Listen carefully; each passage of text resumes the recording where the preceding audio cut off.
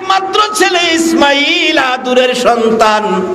বাবা ইব্রাহিম থাকে সিরিয়াতে, ইসমাইল থাকে মক্কা নগরীতে। আল্লাহু আকবার বলো।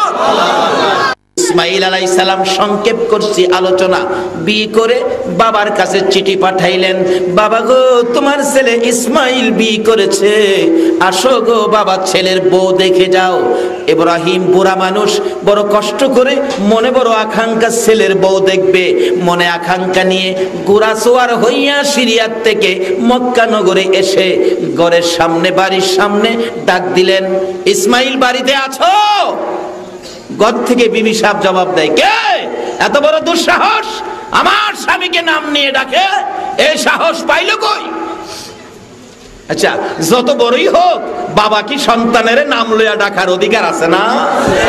বাবা যদি নাম লইয়া ডাকে, মা যদি আপনাকে নাম লইয়া ডাকে, আপনি ডিসি সাহেব হয়ে গেছেন, বাবা তো আপনাকে নাম নিয়ে ডাকে, মা নাম নিয়ে ডাকে। বলুন, মা বাবার নাম নিয়ে ডাকটা শুনলে সন্তানের মনে শান্তি লাগে না অশান্তি লাগে?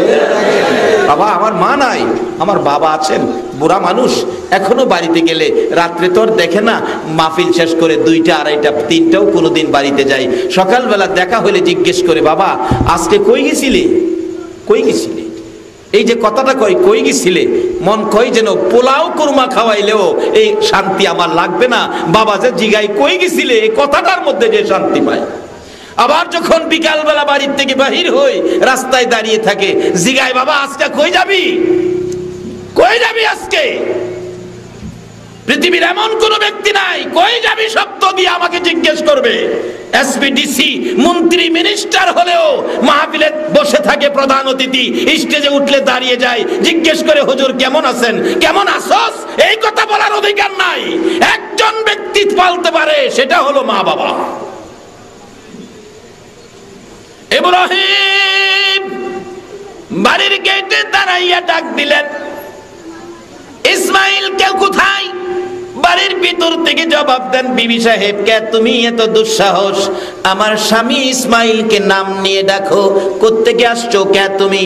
বলছে, আমি একজন বুড়া মানুষ, বহু দূর থেকে আসছি ইসমাইলকে দেখার জন্য, ইসমাইলের বউ দেখার জন্য। ইসমাইল বাড়িতে নাই, বউ দেখা যাবে না, এখন অসুবিধা আছে। বাবা আমি বুড়া মানুষ আসছি, বুড়া মানুষ আসছো, আমার কিছু করার নাই। ইব্রাহিম আলাইহিস সালাম কষ্ট পাইলেন, ছেলের বউ দেখা হলো না, বাহির থেকে বলছে, বৌমা আমার ইসমাইল আসলে বইল, এই ঘরে যে বিবি আসছে গো, এই মেশিন খান বেশি সুবিধা না, এই মেশিনটা যেন বদলায় এলা, এটা নাট বল্টুর সমস্যা আছে, ঘরের চৌকাটটা ভালো না, এটা যেন বদলায়। চলে গেছে, কিছুক্ষণের মধ্যে এসে গেছেন ইসমাইল।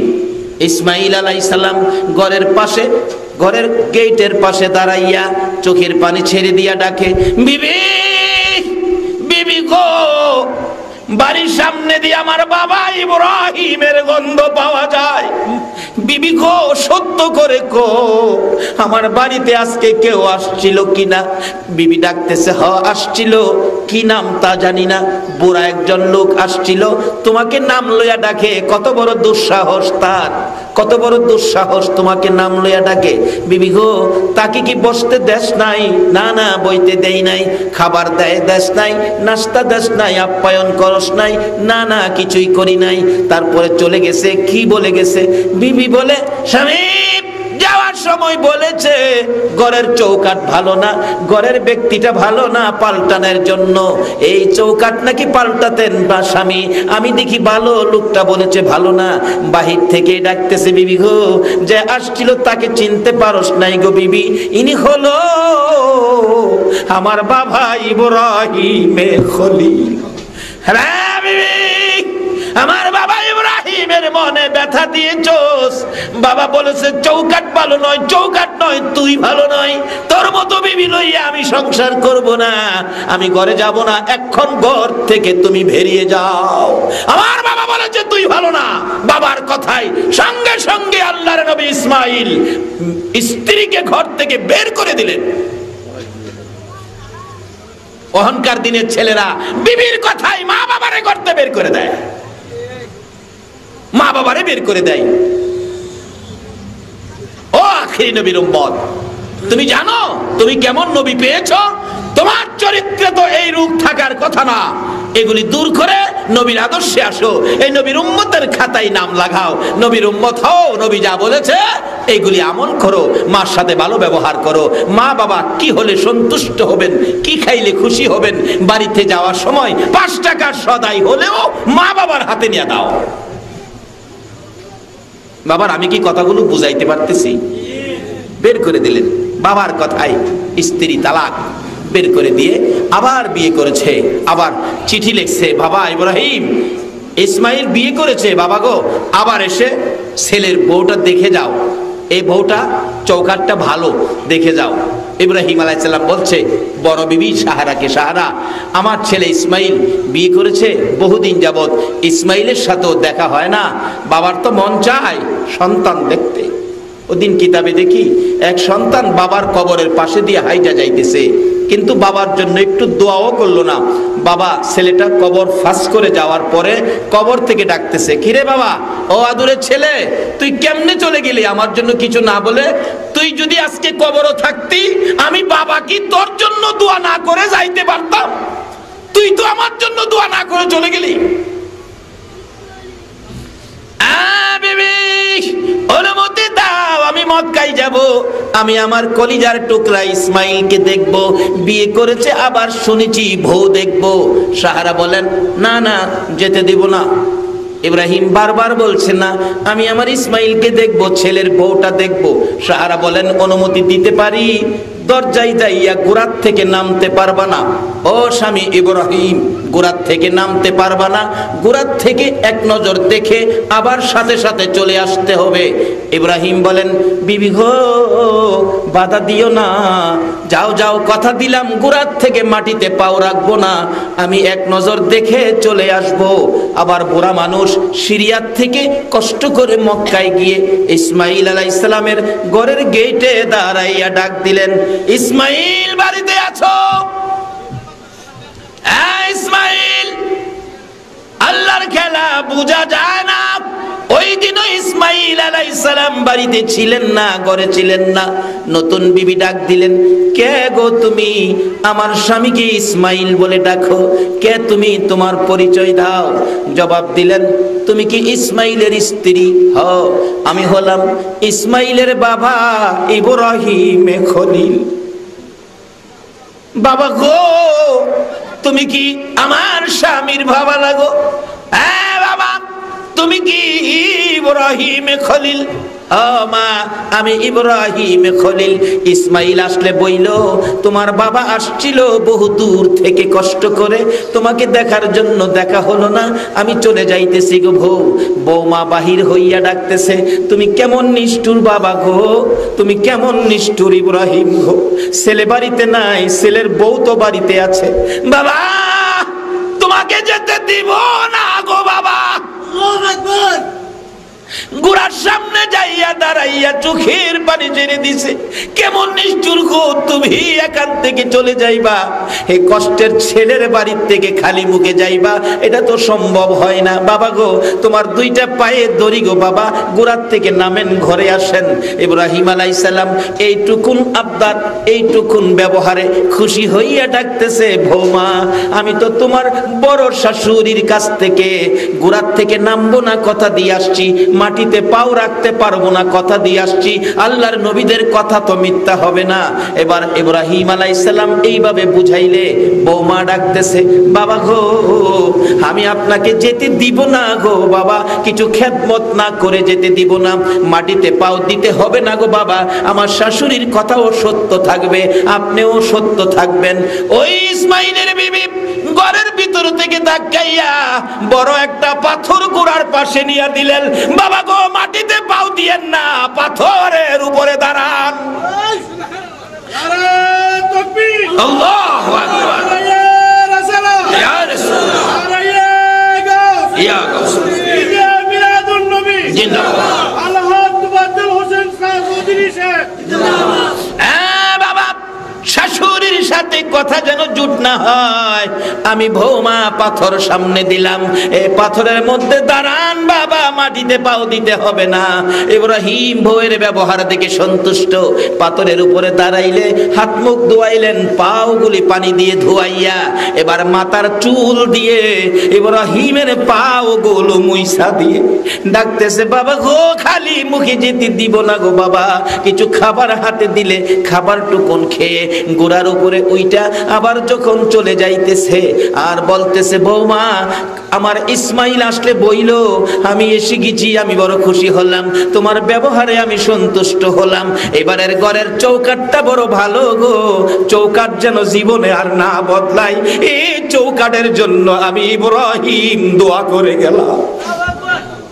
বলুন শ্বশুর শাশুড়ির দোয়া বউয়ের জন্যই উপকার হয় কিনা? আল্লাহু আকবার বলো। আরে মা বোনেরা, শ্বশুর শাশুড়ির দোয়া নিও, তুমিও তো একদিন শ্বশুর শাশুড়ি হইতেছো, তুমিও তো একদিন হইতেছো। তুমি যদি তোমার শ্বশুর শাশুড়ির খেদমত করো, তোমার ছেলের বউ এসেও তোমাদের খেদমত করবো। এখন খেদমত করে না, এক বেচারা ছোট্ট ছেলেরে জিগাই, বাবা তুমি চাকরি করে চাকরির বেতনের টাকাটা তুমি কি তোমার আম্মুর কাছে দিবা না? কয় না, আম্মুর কাছে দিব কেন? কার কাছে দিবা? আমার স্ত্রীর কাছে দিব।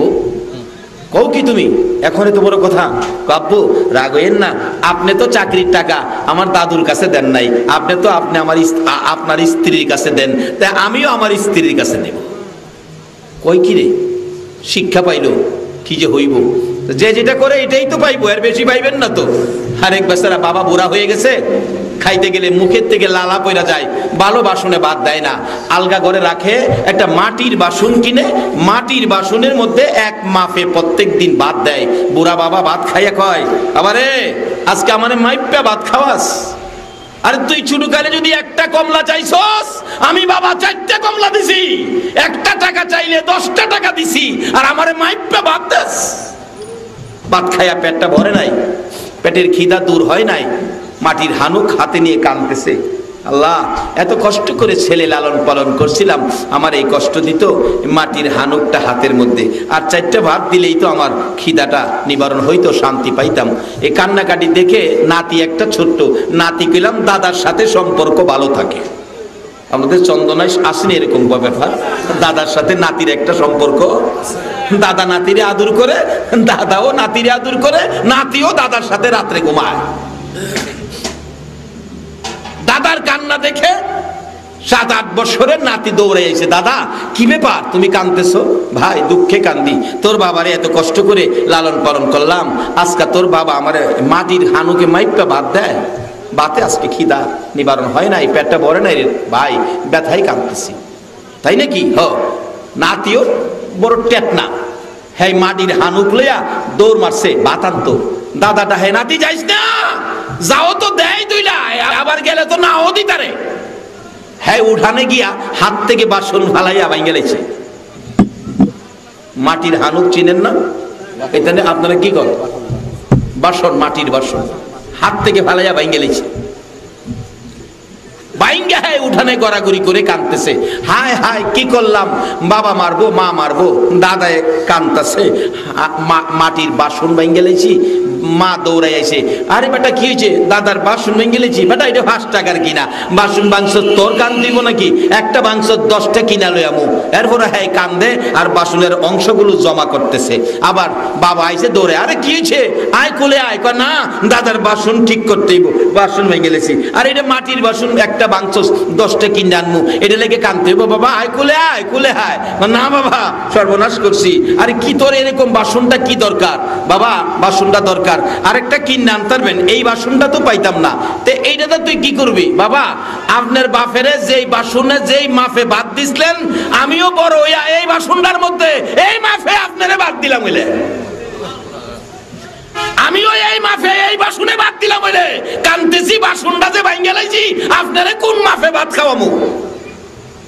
যা করবেন তাই পাবেন, এর ব্যতিক্রম আশা করেন না।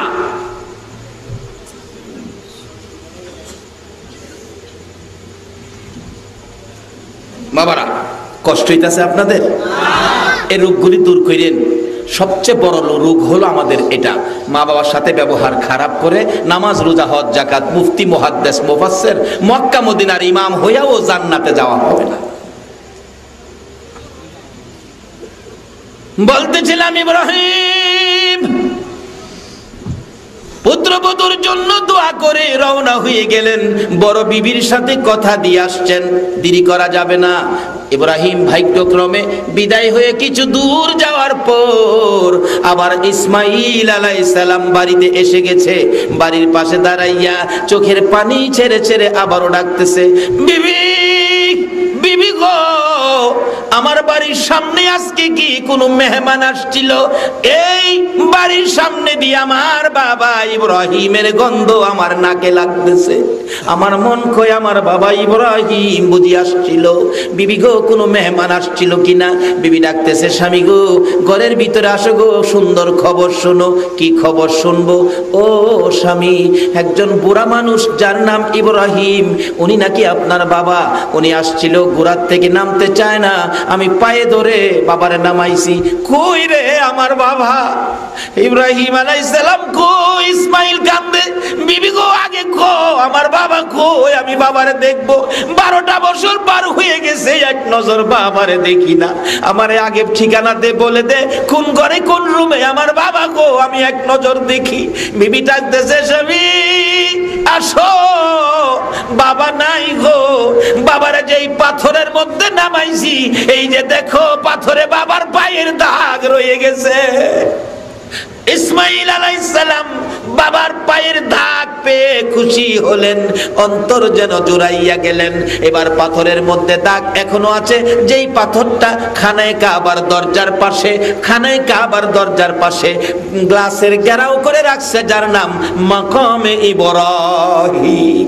স্বামী গো, আমি তো বহুত কিছু করেছি গো স্বামী, হাত মুখ ধোয়াইলাম, পাও ধোয়াইলাম, মাথার চুল দিয়ে পাওয়ার পানিগুলো মুছে দিলাম, কিছু নাস্তা পানি খাওয়াইলাম।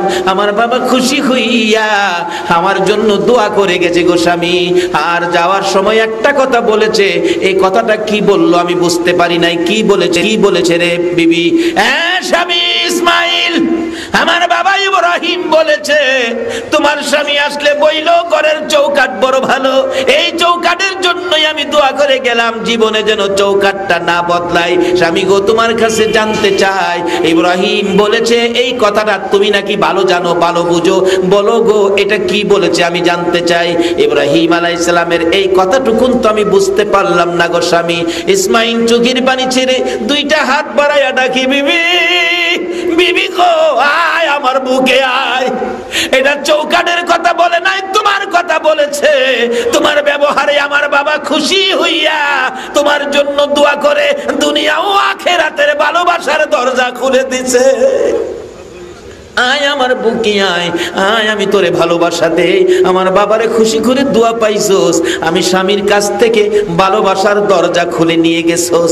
আমার বাবা ইব্রাহিম তোমার জন্য প্রাণ ভরে দোয়া করে গেছে। সেই বংশ থেকেই তো এই বাবার দোয়া পাইয়া যেই বংশ দুনিয়াতে বিস্তার করেছে, এই বংশ থেকেই জন্ম হয়েছে নবী মুহাম্মাদুর রাসূল। সেই নবীর আদর্শ, মা বাবার খেদমত, মা বাবার সাথে ভালো ব্যবহার, মা বাবার জন্য কিছু করতে হবে। বলুন এই নবীর কথা মানা আমাদের দরকার আছে কিনা? বাবারা, বিবির কথাই মা বাবাকে ঘর থেকে বের করা যাবে না, মা বাবার কথাই বিবিকে ঘর থেকে বের করা যাবে, তাতে কোনো অন্যায় হবে না। আসুন মা বাবা কি সম্পদ আমরা ভালো করে জেনে নেই। দুনিয়ায় থাকলে মা বাবাকে খুশি করার কিছু কাজ, টাকা নাই 10টা টাকা হলেও মা বাবার জন্য কিছু সদাই নিয়ে যায়েন মা বাবাকে খুশি করার উদ্দেশ্যে। আর যদি মা বাবা দুনিয়ায় না থাকে, তাহলে প্রত্যেক দিন নামাজ পড়ে নামাজের শেষে দুইটা হাত বাড়ায় ডাকেন, রব্বির হামহুমা কামা রব্বায়ানি সগীরা।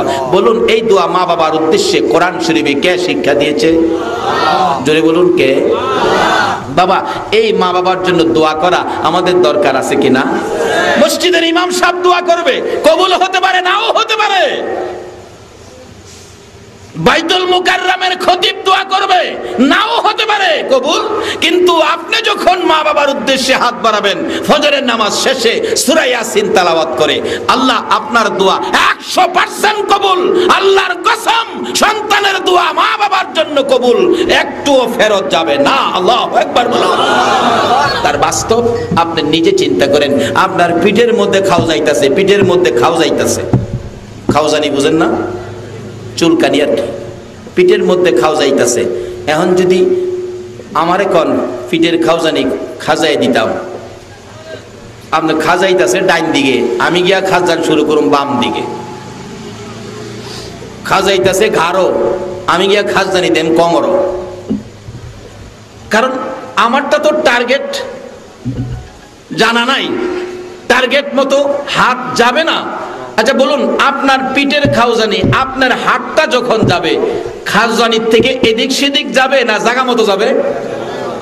আপনার বাবার জন্য মায়ের জন্য আপনি যখন দোয়া করবেন, এই দোয়া অন্তর থেকে আল্লাহর আরশে যোগাযোগ হয়ে যাবে। মসজিদের ইমাম সাহেবের দোয়া, বক্তা সাহেবের দোয়া, তুফাজ্জলের দোয়া, বাইতুল মুকাররমের খতিবের দোয়া কবুল হতে পারে, নাও হতে পারে। সন্তানের দোয়া মা বাবার জন্য 100% কবুল। এখন দোয়া করবেন কই? দোয়া করার পরিবেশ হলো নামাজ। নামাজে যেতে হবে, নামাজটা পড়ে দুইটা হাত বাড়ায় কান্দেন, রব্বির হামহুমা কামা রব্বায়ানি সগীর।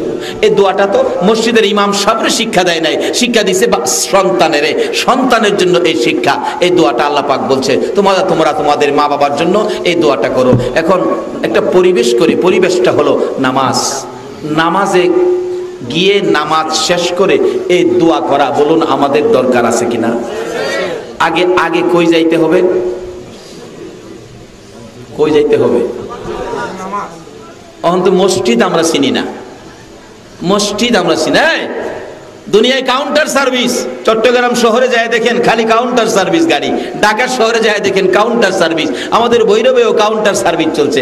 আল্লাহ কয় তোমরা কাউন্টার সিস্টেম চালাইছো, আমিও তো কাউন্টার সিস্টেম আগেই চালাইছি। আমার জান্নাতে যাওয়ার কাউন্টার হলো মসজিদ। মসজিদ হলো জান্নাতের কাউন্টার সার্ভিসের টিকিট। জান্নাতে যাওয়ার গাড়ির কাউন্টার হলো মসজিদ। এখান থেকে মসজিদে যাইয়া জান্নাতে যাইবার আশায় নামাজে দাঁড়াইবেন, আল্লাহু আকবার। আল্লাহ বলে নামাজে দাঁড়ানোর সাথে সাথে বান্দা তোর জীবনের গুনাহগুলো মাথার মধ্যে গাঁঠুরি বানায় দিলাম। যখন রুকুতে যাবেন গুনার গাঁঠুরি পড়ে যাবে, সেজদাতে যাবেন আল্লাহ ঘোষণা দিবে ইন্না সাজিদা ইয়াসজুদু ফি কদামাইর রহমান। বান্দারে 70 বছরের গুনাহ লইয়া নামাজও খারিসলি? ও ট্রাক ড্রাইভার, বাস ড্রাইভার ভাইরা, তোমরা ভালো কাজে যাও, আল্লাহ তোমাদেরকে হেফাজতে রাখবে। আল্লাহর কসম, ভালো কাজ করো, বিপদ মুক্ত রাখবে। রাস্তাঘাটে কত অ্যাক্সিডেন্ট দেখি, এই বিপদ তোমার উপরে আসতে পারে। বাবা আল্লাহর ওলি খাজা বাবা রুহানি ফায়েজের আশা করো, আর নবীর ভালোবাসা দিয়ে 5 ওয়াক্ত নামাজ পড়ো, অবশ্যই তোমরা বিপদ মুক্ত থাকবে। নবীকে অবিশ্বাস করা হবে। নবীকে যদি কেউ অবিশ্বাস করে, বলুন তার ঈমান আছে?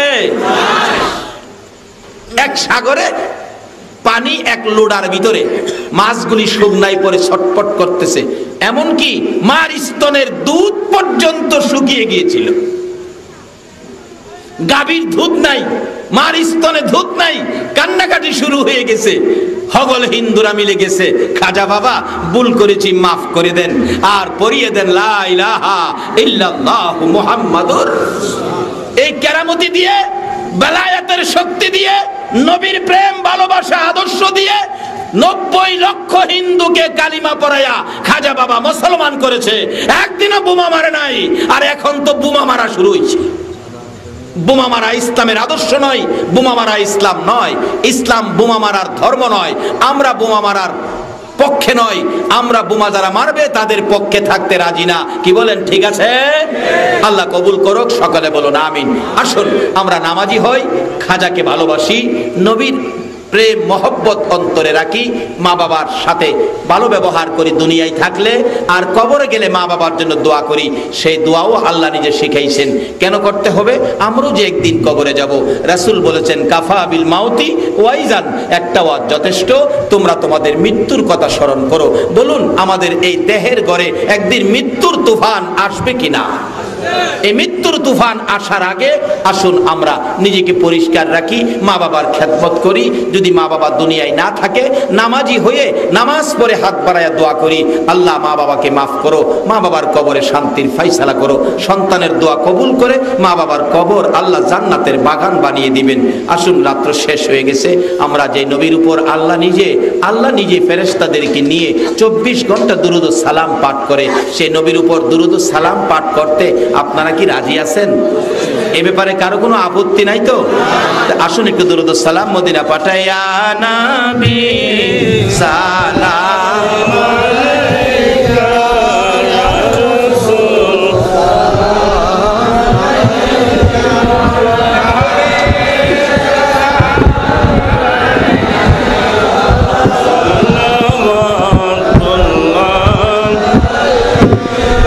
एक नजर शाहे मदीना या नबी सलाम अलैका या रसूल सलाम अलैका या हबीब सलाम अलैका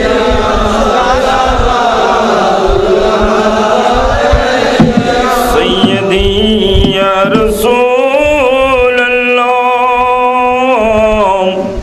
वसल्लम अलैका या हबीबल्लाह का गिरने वालों को उठा लो, मरने वालों को बचा लो, कैद से हमको छुड़ा लो, अहमदी नाम में बुला लो या नबी सलाम अलैका या रसूल सलाम अलैका या हबीब सलाम अलैका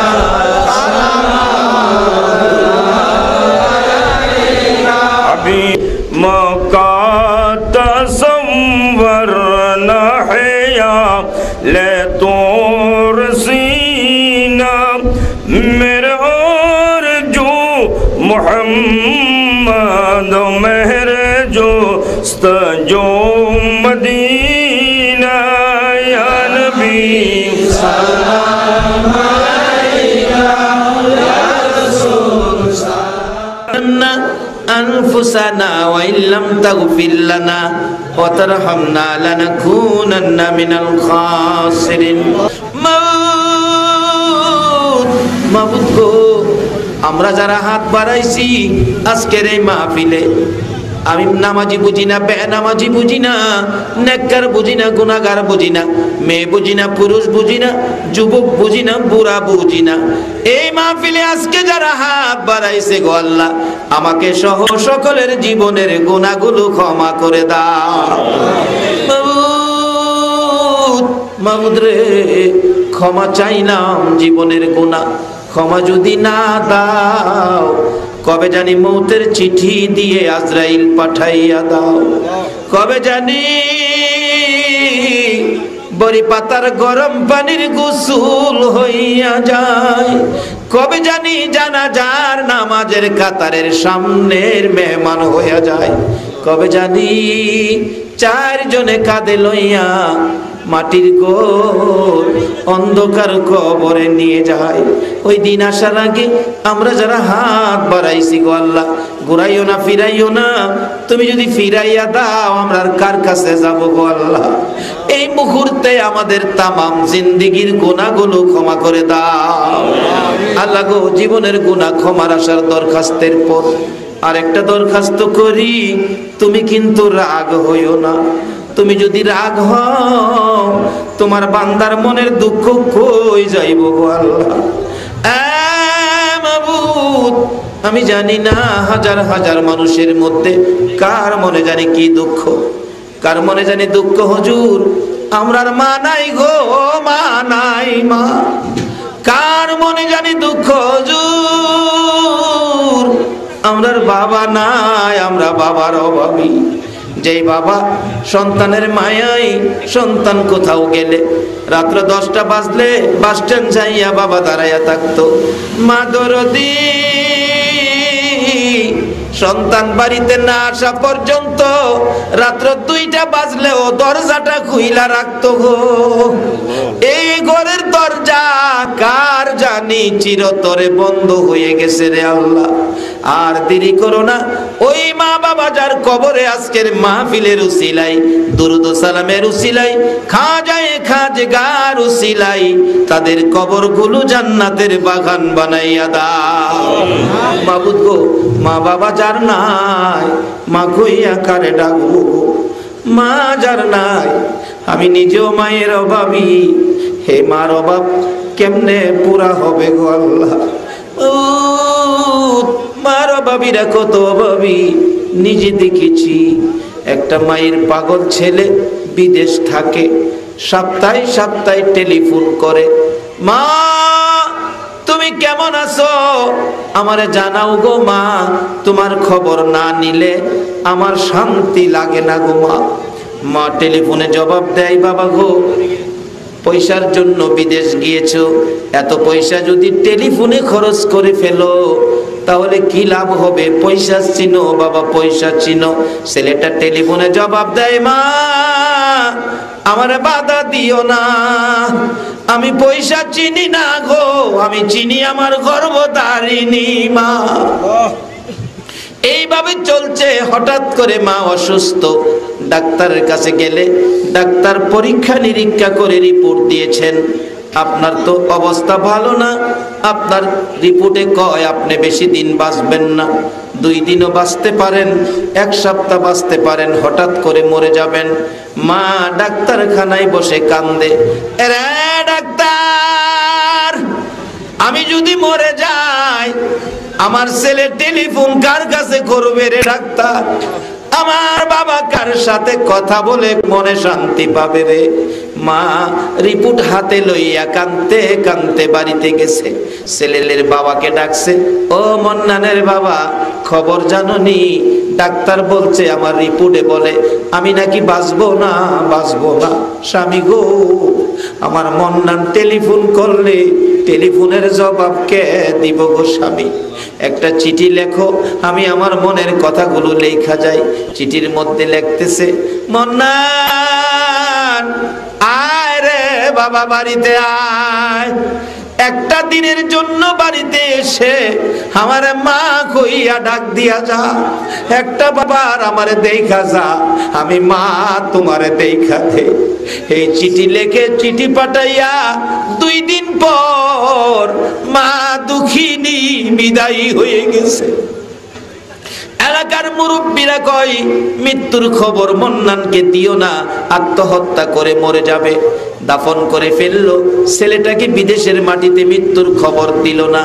যেদিন দাফন করেছে এই দিন রাত্রের বেলা মন্নান ঘুমের ঘরে স্বপ্নে দেখে মা ডাকতেছে, রে মন্নান আইলি না, আমারে মা কইয়া ডাকলি না?